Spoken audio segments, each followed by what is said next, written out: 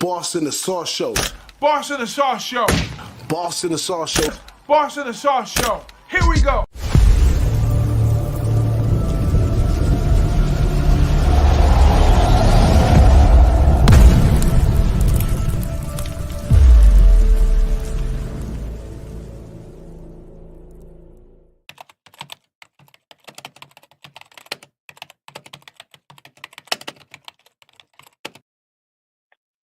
Let's go. What up, thou? Week 7 college football. It's been amazing, and we're right back at it today. Big shout out to my guys in the house and sending all our love out to my guy Big Ragu, who's doing well. But you know, power, internet, all that stuff is all disarranged over there in Florida, but the family is well. So big shout outs and salute to my guy Big Ragu. He's out there, I'm for sure, helping everybody because that's just what he does. So yeah, salute to him. JT, how you feeling? You back up in here with us? How you feeling today? Man, I'm feeling good, man. I'm ready to destroy this Saturday, man. Have a good Saturday today. My last 2 weeks was, not bad, but not good. So I'm ready to get to it, man. How you doing? How you doing, Juan? I'm good over here, boys. Good night yesterday. It's a 3-2 to start the week between the weekday games. So anytime we're in the plus is always good. Today's going to be a make or break day for me, though. I got a lot of plays posted today on X, guys. I got over 10 plays posted. We're going to talk about probably half of them today. I'm really excited to talk about these games with you guys, man. It's a big day of college football, by far the biggest games of the year. We got Oregon, we got Ohio State, you name it, man. We got it today. It's Penn State, USC at the Coliseum. It's not the Rose Bowl either, So it's like this is gonna be a good day of football, man. I'm excited. Yeah, it's a lot of big games today, and yeah, I had a sucky Friday. Finally, they got me on a Friday. I should have just took UNLV all the way. Times 1,000, but I only caught them first half, so I cashed that. But my pick was over there with Utah. If you watched this on Tailgate Talk earlier this week, me and my man Wine Time, we went back on forth on that one. He went with the young guy, I went with the old guy, and young guy's up. So it's all good, man. But we're gonna roll right into some games today. Let me send a big shout out to my guy AT33 in the chat. Tony Cobbs in the chat. We thank y'all for y'all support, man. As we just jump right on into it. Let's give them the goods, guy. First up, it's gonna take me a little while. I got a new setup. It moves a little slow, but bear with us. Wisconsin at Rutgers today. Rutgers minus 2.5. When I did this, the over under sitting at 4.5. This is a game I'm all the way away from this. I just can't figure out Luke Fickell and exactly where is he with this Wisconsin team. They're so flashy. Sometimes they show dominance, and then sometimes they struggle. And this Rutgers team, man, this is a Rutgers team that I think Rutgers really got the best side of the conference realignment because they're probably slept on by the Pac-12 teams and stuff like that. So, and they slept on by a lot of teams this year, but they're doing a really good job. They did lose one, but this is a tough game right here. Who's on this one? Yeah, I'm on this one, guys. I'm on the under in this spot. I got a worse number, though. I got in at the 41 in the beginning of the week. It's all the way up to a 44. I just don't know why it's going up, honestly. I see all the bets and money are on the over. But it is moving in that direction. So it definitely has me scared in this spot, boss. I'm not going to lie to you. And sometimes I look at the market and sometimes second guess myself on a Saturday, but it's still a spot. This is two smash mouth type of football programs. Always have been known for that. Rutgers is running the ball at 61% rate. 11th in the nation, man. Wisconsin, they're playing with the backup quarterback. Starting to get a little more familiar with this system. We've seen him have one good game, but we saw him struggle big time against the second half against USC a couple weeks ago. So this is a tough spot for Wisconsin. My question is, how do they score more than 10 points against this Rutgers defense that is really good in the red zone? I'm not sure why. So give me the under at the best available price, but give me a under. You could get a 44 now, but give me the 41 because that's what I took. Yeah, I think the total might be rising just to a lot of new cappers playing college football. They see a 40 that looks really, really low, but you got to dig deep with those. So I like what you're saying. You got anything on this one, JT? Yes, I do, man. Call me crazy, but I took Wisconsin plus 2.5 at minus 110. They have both quarterbacks that obviously have multiple touchdowns. You know, you got Locke with 5 TDs. You have Athen with 8 TDs. They both have 3 interceptions total. I mean, 6 interceptions total between both of them. As I look at Rutgers, I mean, Rutgers did play Nebraska. They lost 14-7, pretty close game last game. They also played Washington. It was 21-18. They won by 3 on that one. Wisconsin, yeah, like Wine said, USC, I believe, was their only challenge probably on that. Or in Alabama, they lost against Alabama 42-10, 32 points. It's kind of crazy. But I think this is should be a bounce back spot for Wisconsin, especially just trying to make a name for themselves right now. When it comes to Rutgers defense, they are good in the red zone, ranking 6th, pass yards 27th, and 63 yards per play. Rutgers offense, you know, they're looking pretty good in the red zone. I mean, they're 107 going against a Wisconsin 124 ranked defense, and Wisconsin looks pretty good on the pass yards as well. But I believe Rutgers will be running the ball probably mainly this game. Probably a few turnovers. I think it will be a close game. So Wisconsin plus 2.5. That's what's Yes, up, sir. man. I'm glad y'all found y'all way into that game. It's just so much food at the buffet. I'm gonna pass on that one. But let's jump into the next one. Washington and Iowa. Now, this is one of the bigger talked about games right here. This is a chance for the Pac-12, I'm gonna say, to put a shocker on a long time giant over here in Iowa, who plays a whole different style of football. They have been coming up short lately, but they're at home this time, and they're taking this Washington team. Some of these new conference alignment teams are over 2,000 miles flying already, traveling to these different games and stuff. So Washington comes in, and there's a bad record too on those teams playing.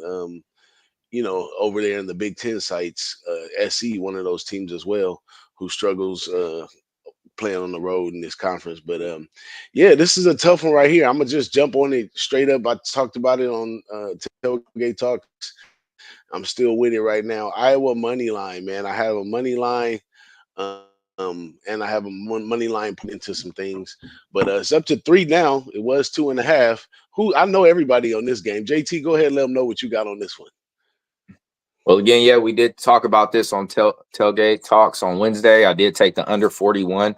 Iowa team, I mean, they basically check all the boxes on that side of the defense, as well as, they're pretty decent on the offense. Washington, they check some boxes as well. 25, they rank 25 in scoring. Third down defense, 48, 15th in rush yards. And they can get to the quarterback if they have to, but I think this is going to be a back and forth game between these two. Washington's going to want to, make some noise as well. Iowa will win the game. I do believe that. So I do like that 2.5, even at 3. But I believe, again, it's going to be a defensive game. And I took the under 41. Yeah, I love it, guys. Good breakdowns by both of you guys. Got someone on a side and a total. I get to kind of be the third wing right here. I'm going to have to, I lean to both of those, but the play I do have is Iowa guys gave away on Monday. -140. It's still around -145, -150 on the money line. I'm just going to take them to win this game outright in a game that I think that they absolutely need for Big Ten play. Coach Kirk's got a lot on the line here for them. Very winnable game, especially them coming off a huge loss on the road to Ohio State, who we're going to be talking about later, is one of the better, who's probably the best team in the nation right now. Washington coming off a big win against a Michigan team that we had a lot of question marks about the offense. Washington got it done. We talked about it last week. With that being said, I think it's going to be a letdown spot, though, for Jed Fish heading into Iowa in a very hostile environment. 9 a.m. game over here on the West Coast, man. 11 a.m. out there, Midwest, 12 on the East Coast. So this is going to be a good game, guys, but give me Iowa on the money line. I trust Coach Kirk any day of the week over Jed Fish, honestly. Now you on the old school. You just beat me on Friday, old school versus new school. Now you on the old school this time. Okay, I get it. A particular thing that I was thinking about this game, though, it just popped in my head, is that these two teams basically play they strengths are the same. So Washington strength is the D, Iowa strength is the D. Washington offense is kind of, mediocre, a little more better than Iowa. Iowa's kind of getting there with moving their offense like that. So it's like the similar same team, but two different styles though. Like Iowa's style of defense is something totally different to Washington's style of defense, and same thing on the offense. So it's a lot of crazy ones in there. But I'm gonna go with old school Iowa, like everybody on here, and the under is definitely in play right here. But let's keep it rolling to the next one. We got Penn State at USC. I am so mad that I did not take this game earlier in the week because I'm feeling USC plus the points in this one, and it's been driven down to 3.5 now. And Penn State Penn State has traveled to the West Coast in all these bowl games. They travel well. It's all good, but at the same time, USC has a huge record over these Big Ten teams overall. And I think this just might be a spot for USC to highlight today. I think everything just going to be pointing in the right direction. And maybe that's going to be the goal for them overall is, hey, we might integrate into this new conference, but we're going to protect the house. So, after the whole little Michigan and all that different stuff, I think, and everybody's been seeing peaks of USC showing that they can compete at a high level, but just something they don't all the way turning all the way. And I think today, one of those days they get there as a home dog. I mean, man, when did we get a USC as a home dog? They talk about the last time you got Oregon as a home dog, but SC as a home dog is a big thing as well. Doesn't happen a lot. So I kind of like SC in here. I haven't put it in yet. JT, you got anything on this one? Yeah, I actually capped this game last night. I was last minute to the party. So yeah, I was interested in it. USC visually, they do have talent, man. They do have some players over there that can get down. They played Minnesota last game, 24-17. They lost that game by 7. Their red zone's 59th against an 8th. I mean, scoring. Sorry about that. 59 scoring against an 8th defense on Penn State. Penn State is, defense wise, they check the marks. You know what I'm saying? USC on offense, they do have players that can get there. I think this is a game where they're really going to have to hone in, solidify themselves, make moves, and score some touchdowns. But I think it's really going to be, I just keep sounding like a broken record. Defense. Between these two teams, they could play D. I believe USC can amp it up just a little bit. They're mediocre right now, but they can amp it up. They're at home. They're the dogs. I don't want to be, long-winded on it, but I took the under 51.5. I was getting the number at 41.5. So I took the under. I like it. I love this game. You guys, this is a game I could talk about all day long, honestly. I broke it down 3 or 4 separate times on a couple different shows. We got it. I texted Boss this long paragraph, him and Ragu, on why I wanted USC, why to take them. And neither of them replied to me in that message. But anyways, they moved them down from a +6 when we got them at a -120. I waited a little bit too much. I paid a little bit of juice, guys, but I still got the 6. I wanted that 6 over the 5.5. It's down to a 3.5 at most spots, sometimes a 4. It might be a little too late to take it, honestly, Boss. Do I think USC wins this game outright? Absolutely. This is very much their season's on the line here against a Penn State team. We talked about it last week. They played UCLA. They couldn't put 30 up on them. Only reason they put 27 up on them is because they scored with a minute left in the first half of a 40-yard big first down by the quarterback. But other than that, Drew Aller isn't that good of a quarterback, guys. This guy was a 5-star recruit. I don't know how he was a 5-star recruit. I don't know if it's the system. They brought the Kansas coordinator over from last year, and you're seeing Kansas decline. You would think Penn State's offense would get better. Maybe it does as the season goes on, but they haven't showed me anything that makes me think that they can beat this USC team in a hostile environment at home. People are going to show up for this game at USC, man. The Rose Bowl might be a little more emptier, but the Coliseum is going to be a little more fuller in this one, guys. I guarantee you that in this spot. And I think the fans are going to show out for this one. And USC in the trenches is going to be really good, especially on defense. I think D'Anton Lynn's going to have his guys ready to go. They've got the linebackers. They've got some good guys in the secondary, too. Look out for Kamari Ramsey at the safety position. Gets into coverage a lot of the time, but he's the leader on that defense right now. They've got a really good defensive line, but with that being said, give me USC. They're going to win this game outright. Still take the points if you guys want. I'm also on the under 51. I love what JT said. I broke this down with Jimmy, and I ended up adding that play onto the card. Give me the under in this spot. Ooh, double up on that game right there. Let's Let's go. keep the show going. Red River rivalry right here. Texas coming off of a bye. Line is set up to 14 and a half. It's played around at 14. Um, I don't know if you probably could get a 14 and a half still out there. I mean, it's Oklahoma team. I think it's I would say kind of mid-season. It's a little past mid-season, but it's kind of mid-season. Oklahoma still has life. By 14 and a half, I don't know, but that Texas defense is really good. Yours It's get up the to go ahead 16 and a half, today boss. too. It's up to 16 now. 16 Yeah, and a half yours. now. Oh shoot. Yeah, that went up. You there, boss? Go up a little bit more. But yeah, I'm here. I'm going in and out, but I'm here.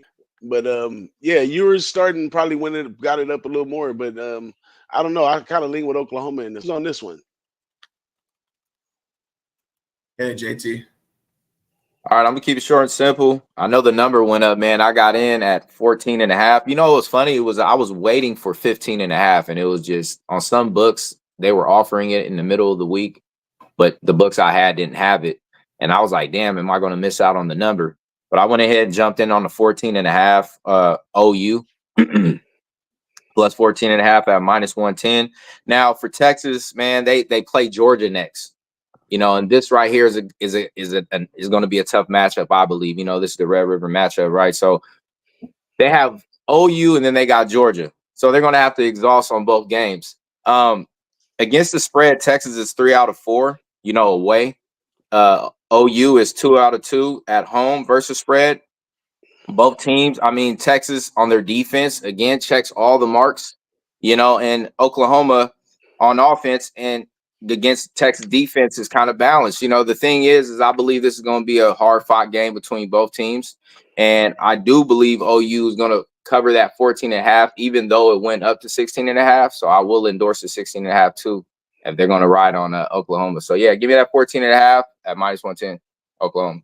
Nice. Yeah, I got nothing in this one, guys. But I mean, I could only honestly, I'm not going to lie, I could only lean towards the Texas spot just because I think the spread might be this big for a reason. But that being said, I haven't bet either of these teams this season. No, I take that back. You know, Oklahoma, they beat me a couple weeks ago against Auburn. I was on Auburn and that pick six.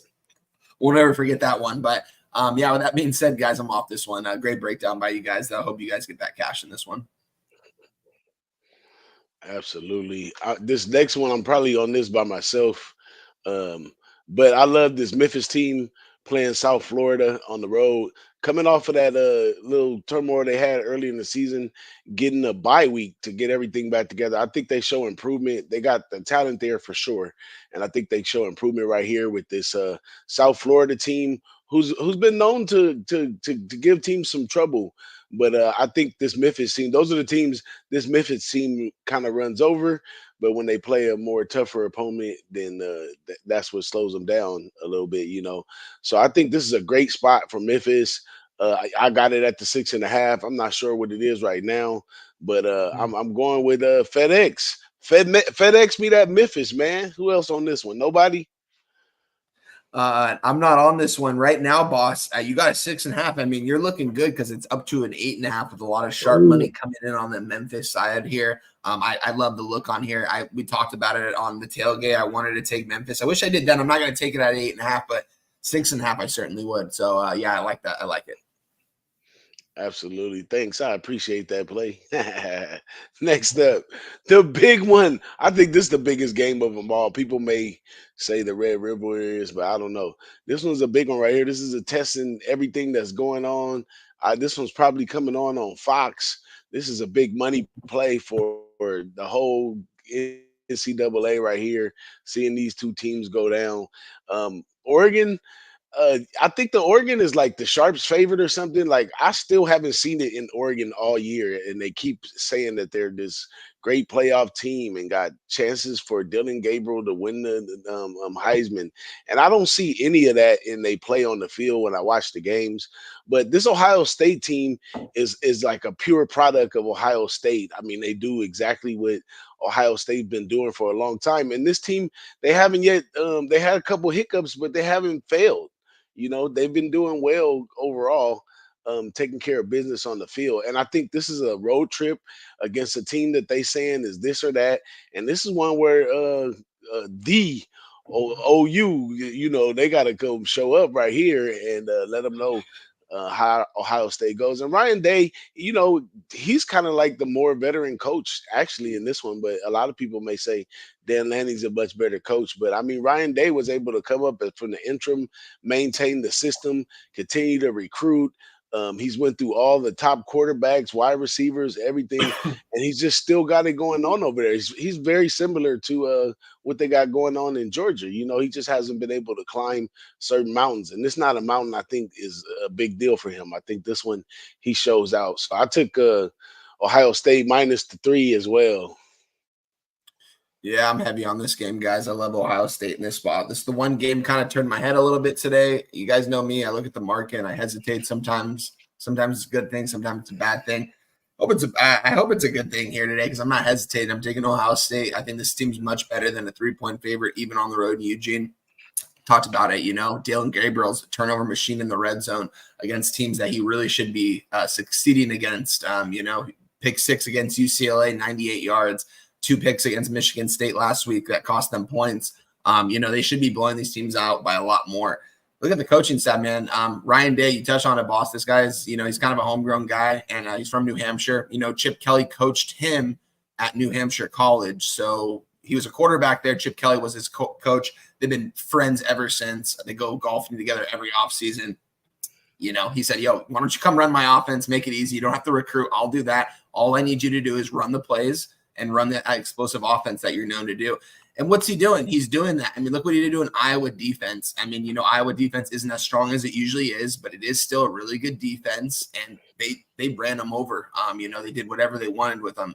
They played with their food. You know, they did everything with them. You know, they could have scored more if they really wanted to, honestly. At the end of the day, though, you look at Will Stein on the other side, Oregon side. His system more was for a Bo Nix type style, a guy that can take off and run with it. Dylan Gabriel certainly can do it, but he's not showing it. And he's also turning the ball over, what Bo Nix didn't do. Ultimately thinks this Oregon team is potentially a 10-win team by the end of the season. They're going to probably lose one more game other than this. Maybe they go 11-1. This is still a really good team, but they don't get it here in Ohio State. They're going to lose. Give me Ohio State -3, -120. Ooh, how about you, JT? You off this one? Yeah, I'm off this one. I love everything Wine says, though. You know, I mean, I do believe Iowa State should win this game, but you know, I was just hesitant to pull the trigger. But yeah, I'm gonna sit back and watch and enjoy, man. Yeah, everybody's gonna catch a peek of that game for sure. Next up, this one right here, Mississippi going into LSU. You talk about hostile and bias right there, but this one right here is really a piss poor game to me because these two coaches, they lack in these spots. Like Kelly, he lacks versus big opponents and big game, and Kiffin, he's liable to go space out in the middle of the damn game at any time. But talent-wise, top athletes on both sides of the ball for both of the teams. They both can score. They both can play. Well, not LSU. They can't play no damn defense. But Ole Miss can play some defense, though. Ole Miss, that's one thing people may look past is their defense, and their defense is pretty good. So I don't know. Being a Notre Dame and Kelly, I don't want to have nothing to do with this game. I'm just gonna watch. Yeah, same here, man. I'm gonna watch this game. I'm a Florida Gator fan, so I am in that SEC realm. So I'm gonna sit back and watch this game as well, man. I don't trust either side, but I definitely gonna watch to see if I need to put a line on them on, future games. Yeah, guys, give me Ole Miss in this spot. I got in on a -3. I think they're gonna win this game. Boss, I know Brian Kelly's your guy, he's your dude, and I love that. I'm just not a big Brian Kelly guy right here at LSU. Honestly, I think his I don't know how much longer he's going to have there, to be honest. I don't know what their season's going to be like the rest of the season, but I think they don't get it done here at home against an Ole Miss team that's really fighting to compete for a national championship this year. Look at LSU. They're giving up the explosive plays on the defensive side of the football. I think Ole Miss needs to attack that. If they can attack that, they should have no problem taking these guys out. Ole Miss, I had no idea that this defense was going to step up the way it did this season. Honestly, they're playing one of the best defenses in the country. I thought the offense was going to be elite. It's looking like the defense is. LSU is going to be able to score here. Don't get me wrong here. You still have, these are two really good coaches. I mean, look at Brian Kelly, you look at Lane Kiffin. I mean, Brian Kelly's got a lot more, wins than Lane Kiffin, a lot more, he's done a lot more in his coaching career than Lane Kiffin has, but Lane Kiffin's definitely heading in the right direction. And I think they need this game desperately. If you're going to give me an Ole Miss -3, I'm going to have to take it. Give me Ole Miss -3 here. Yeah, I like what you're saying right there. But the only thing I can say about Brian Kelly is, preparation is one of his things, and they coming off of a bye right there. Brian Kelly's a Bill Belichick type guy. That's his golf buddy and all that kind of stuff. So and they need this game too. Don't get me wrong. LSU very much needs this game as well. Yeah, the Flake Gate, everything is possible right here, according to where they come. Big shout out to Ix Snizzle in the building. Let's go, my Ick. man. I know he's gonna be out there sweating that Cleveland game. So much love to you, and I hope y'all get that done. Let's keep it moving right here. Next up, Minnesota UCLA. So me, myself, and I feel there is no reason for nobody to mess with this damn game right here. I mean, we got PJ Fleck on the road to play this UCLA team. I don't know what the hell UCLA got going on. But one thing I think, and Wine Time kind of put me up on this as the season is, that defense still has trickles left from the D coordinator that was there before. And they can play a little defense and keep these games under. I mean, look at where the total is on this one. But Minnesota plays and overall, he is so unpredictable as far as closing games and getting the job done. So I'm totally off this one. This has got to be a Wine Time special or a UCLA journalist right here. Go for it, Wine Time. Yes, sir. Yes, sir. Yeah, shout out to UCLA in this one, guys. Finally got a winnable game on the schedule. We've talked about in the last 3 weeks, boss. We've taken them the last 3 times on the spread. They've cashed every single one of them. Give or take, they've been 20-plus point dogs. But we've already talked about the gauntlet of a schedule they have faced this year. I hope it makes them stronger, honestly, and I think it has. We've seen some improvements from this UCLA team, especially on the defensive side of the football. Give or take, Penn State, I don't know how really efficient that offense is over there. They're not very explosive, and they are also missing their running back. But UCLA still held the number 4 team now in the nation to under 30 points in a game that they probably shouldn't even have scored that many points. Minnesota, on the other hand, coming off a big emotional win at home for PJ Fleck. You saw the fans storm the field. Biggest win of PJ Fleck's tenure there, beating the 11th team in the nation at home. Love what he's doing over there, honestly, for that program. I've seen a lot of articles going around saying that like he's taking this game a little personal because UCLA didn't give him an interview for the head coaching job. I don't know if he's a really good fit for the UCLA program, if we're being quite honest. Not saying Deshaun Foster is either, but we're going to see this game right here what UCLA is made of. This is a very winnable game, especially with Minnesota coming off a big win and UCLA coming off 4 straight losses. They want to get that taste of win in their mouth. Look at the total, guys. Everyone's betting the over. It's like 98% of money, 98% tickets on the over, and it's down to a 39.5. Gave out the 41 on Monday. Love the under in this one. This doesn't touch 40. This doesn't touch 35. This is literally a 17-14 type game. Anywhere you look at it, UCLA wins this game outright, but give me on the spread. I got them at 6.5 -110, but I know it's down to a +4, but give me UCLA all day in this one and the under. Yeah, this would be a good spot for UCLA to get a win outright, just so I'm going to say so the season don't be so sucky. But let's keep it rolling, man. We on our last one right here. We appreciate everybody in the chat. My man MMA Locker Room, my man Ix Snizzle in the building, Tone Miggins in the building, Gerald Jones, Tony Cobbs. Shout out to y'all for we really appreciate your likes and all that good stuff in the chat as we make it down to the last game. And this one is kind of mine. I don't think nobody's on this one, but the late night degenerate special right here, man. Boise State at Hawaii right here. My man Mills was asking in the chat about this one right here, and I'm gonna just say straight up, man. When you got these teams, and I mean, a team that can run the ball takes you a long way, period, because the run always opens up the pass for two. Once you start getting people like Austin Gentry in there where people are missing tackles and all that, it just leads to a whole negative thing, and the scoreboard can kind of just run up on you on a good running team. Like we cap games looking for the under for teams that run the ball, but in this case, you might got a running team that can run it up just because they can't tackle. I mean, last week I turned around like this, I turned back around, and it was touchdown. You know what I'm saying, on the ground. I mean, it's that serious right now. I mean, his Ashton Gentry's prop bet is like over under 180 yards a game and stuff like that. He's one of the top 183. Heisman contenders right here. Yeah, he is somewhere up in there. He's a top contender right here. So, man, give me this long term. Boise State, they could use running it up on everybody because they're gonna have a case to prove to go to the college football playoffs, and they're gonna have to continue to win. This Hawaii team, on paper, right? On paper, the defense looks fairly decent on paper. So it looks a lot of people are taking Hawaii plus the points, but because Boise State's defense is not good at all, that's why all these games been scoring like crazy. But I mean, when the running back is scoring like 10 seconds or something, shit, they just keep it going. It kind of reminds you of the Oregon Ducks back in the day when they used to just run it up on people with no defense. You know what I'm saying? And that's what Boise State has been able to do from the ground game in this one. So I like Boise State laying the 20 and a half in this one right here for the late night especial. Anybody else gonna tell? I know somebody probably want a piece of this total. Man, you know what? I will go sit back and watch. I like Boise State to win. My cousin plays for him, man. Dylan Riley. He's the running back. So yeah.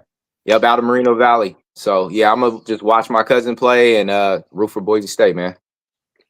That's what's up right there. But yeah, Boise State has a high ceiling with the way that they run the ball. I mean, running the ball straight up on a team just crushes everything. I mean, if you ever played the sport, I mean, think about it. When a guy can just take off and run up the field and score is one thing. When he got a dig and dunk and go deep and catch these amazing passes and all this stuff, that's another thing. But when a guy can just go straight at you and down the field, that is amazing. Over here on the island, late night in Hawaii, Boise's been there. I mean, and then when you look at the Mountain West, Boise has the higher class athletes over the whole Mountain West. So they're outclassed. They're playing a team that has a freak on it right now. He's P. Diddy fuck off style. He's a freak out here. But yeah, Ashton Gentry today for the win for me. Anybody got anything else y'all want to add to the show or any more picks? I know Weinstein always got a couple in the cut. Yeah, I gotta chime in on that game a little bit, boss. The more I'm looking at it, man, the more I'm sorry to say this, that the more I'm looking towards Hawaii, man. I mean, Boise's got to go over to Hawaii. They're playing at 8 p.m. over there. It's gonna be late. Boise gave up 30 points to a Utah State team that I think is one of the worst teams in Division I football, honestly. They've been scoring at will. I mean, they beat a good Washington State team. They hung tough against Oregon. It's a tough game for me, boss, actually, honestly. I mean, Hawaii, they beat University of Northern Iowa, and they beat a Division FCS school. They don't got anything impressive on their resume either. Maybe something's telling me that this might be a backdoor cover spot for Hawaii, being at home, being on the island.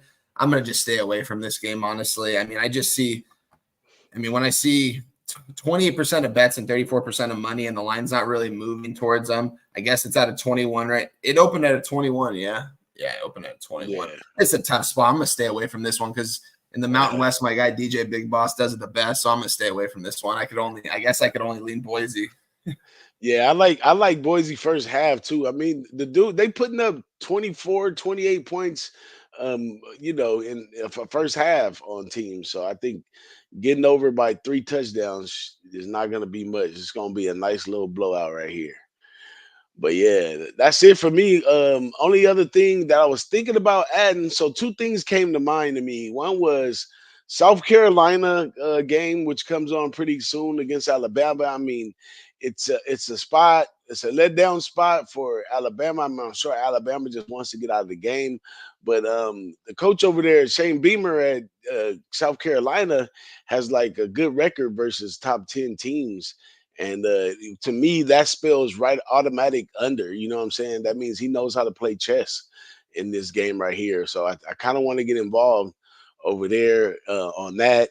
And I was looking at Georgia Tech and North Carolina. I mean, I might just pay the juice and get a 3, but the 3.5 irks my nerves. But I like Georgia Tech. I think I want Georgia Tech to be one of my turnaround teams for the season because everybody was focused on them when they beat Florida State.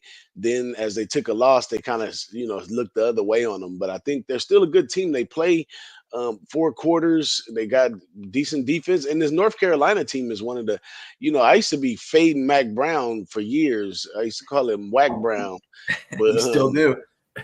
yeah, fade Whack Brown in this situation with a Georgia team, and mind you, this goes back to my numbers. Matter of fact, I think I gotta put this play in because it goes back to my number with the teams with returners, and Georgia Tech was one of those teams with a high amount of returners, which mean in the clutch they're well traveled, they play well together, they eat well, they sleep well, they do everything together because they've been together for a while.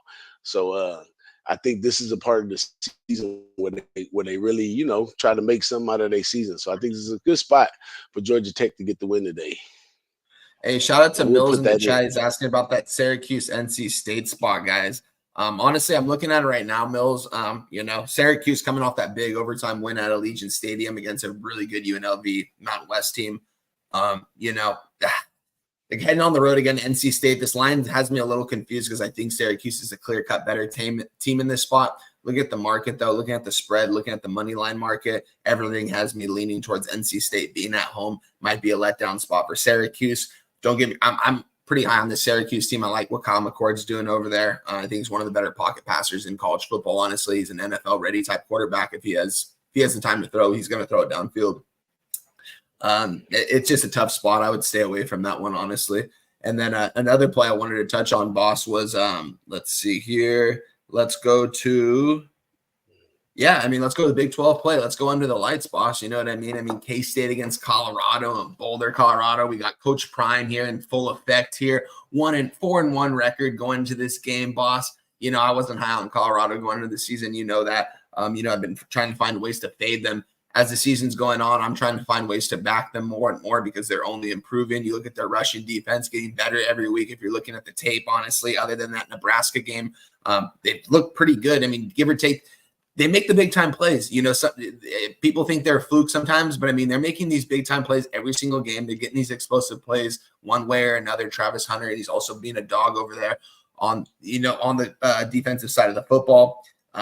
The total's only dropping. I gave it out with Jimmy in the bag, the under 57 yesterday. It's down to a 55.5. Oh shit, Mills. Yeah. K-State. Yeah. Hey, no, K-State though, they are a respectable squad. Don't get me wrong. But I just think they're gonna be under the lights here in Boulder, Colorado. There's gonna be celebrities on the sideline. Colorado's used to that. K-State might be a little starstruck at first.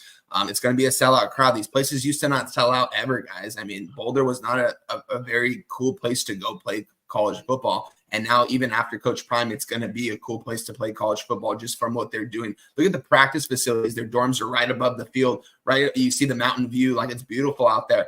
The field's beautiful. The fans are coming out, raising a lot of money for the community of Boulder, so I love everything they're doing there.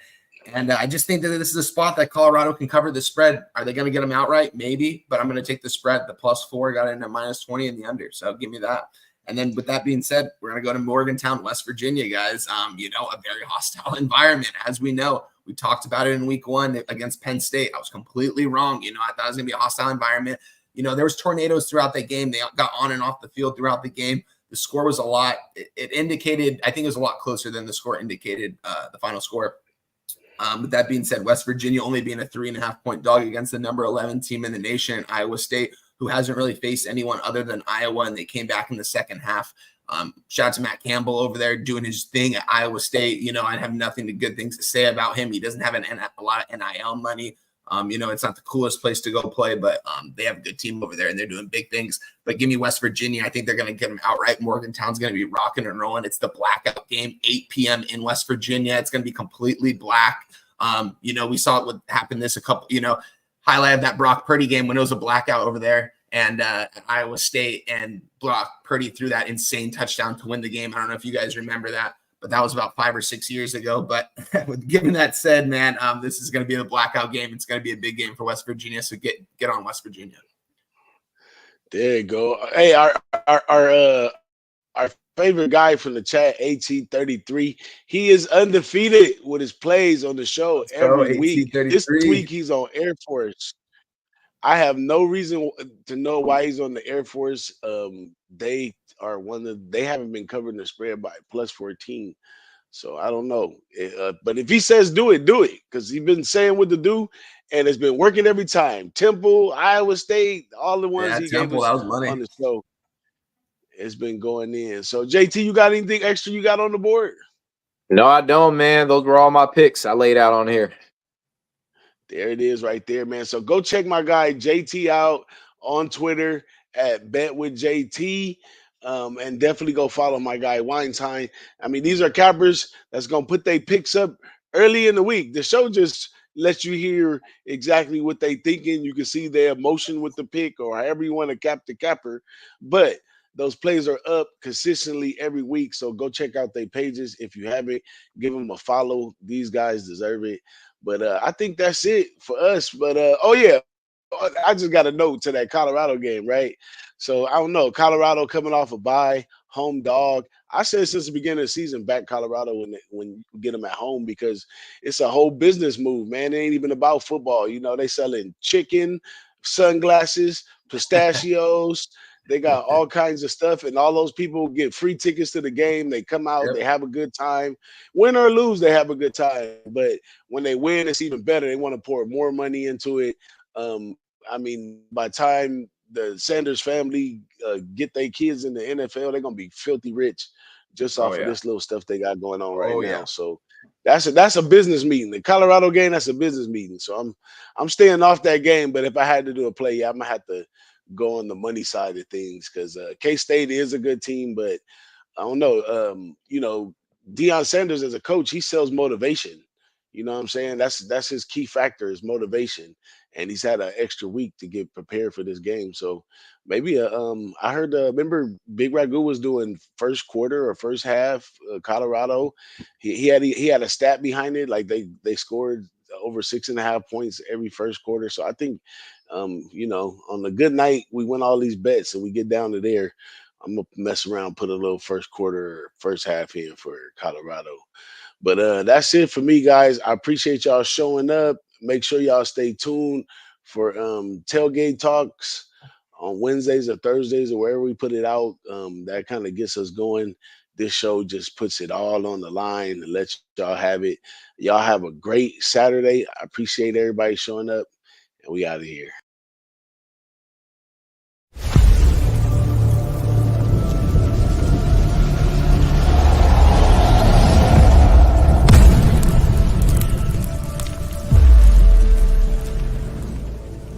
The Boss and the Sauce Show. Boss and the Sauce Show. Boss and the Sauce Show. Boss and the Sauce Show. Here we go.